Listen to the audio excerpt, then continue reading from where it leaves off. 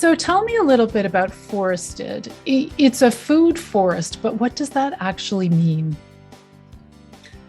Yeah, well, forested is about 10 years old. And for this period of time, we've been trying to grow food in a way that restores and works with the forest of the eastern United States. We're located just outside of Washington, D.C., the mid-Atlantic.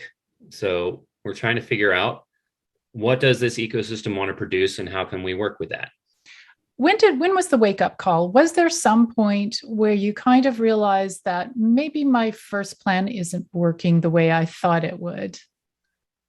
Well, sure, yes. And I planted and killed plenty of trees along the way. Not that I didn't expect that, but for example, planting into an old cornfield and tobacco field, like that's the site where I am, this soil has been beat on for hundreds of years, pretty low in organic matter from a lot of tillage. And some of the early things that I tried, like cherry trees, the Japanese beetles just came up and ate a lot of the leaves, and I did lose a lot of the early trees. But as the years went on, actually, I think it actually took about 2 years. We would find wild trees starting to come up in the field, and because it is a forest garden, we're interested in what comes up naturally, and we don't immediately mow everything. There are large areas that are not mowed, which allows us to observe what type of biodiversity comes up. Sometimes it's wild invasive things that we will eventually remove. But one thing we observed, and I couldn't even identify for a couple of years, is tons of little tiny American persimmons. We realized that the land was sending us a strong message, like this is what ought to be growing here right now.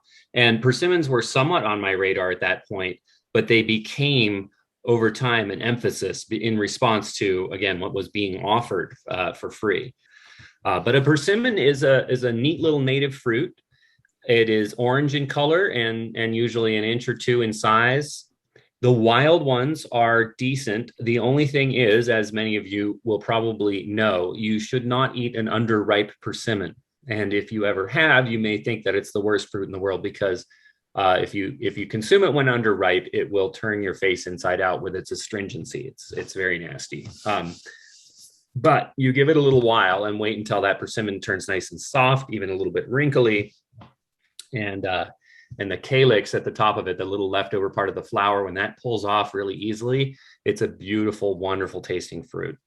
So the landscape is offering these things, and they're good, but they are very seedy and very small. So one thing that we've done over the years is to learn more about persimmons and discover some of the varieties, the selections that have been made. So we graft onto the wild trees that are growing out with improved varieties of persimmon, which has been a way of us having this conversation with the land. It's like, okay, you're offering all these persimmons. Can we take this in a direction where it's a little bit easier for us to use, a little bit easier for us to harvest and enjoy, but still working quite close to what the ecosystem is offering us?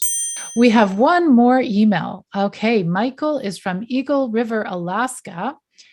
Greetings, everyone. Thank you for the show. Could you speak on how the topography of the land can affect the planning for a food forest? Is there a topography that is preferred? And what are some of the gotchas to watch out for? I have come to prefer starting a forest garden on an open site versus trying to work with an existing forest. And you can do both things. There is a great field, often in the United States, it's called non-timber forest products, where you are growing mushrooms and herbs and vegetables that are tolerant of the shade. But in terms of sort of the macro picture, I think what gives me a lot of satisfaction is bringing land back into forest that had been field or non-forest, because you're reestablishing a functional landscape, and you do have a lot more light to work with. You tend to have poorer soil than what you would find in the forest, but you have that light.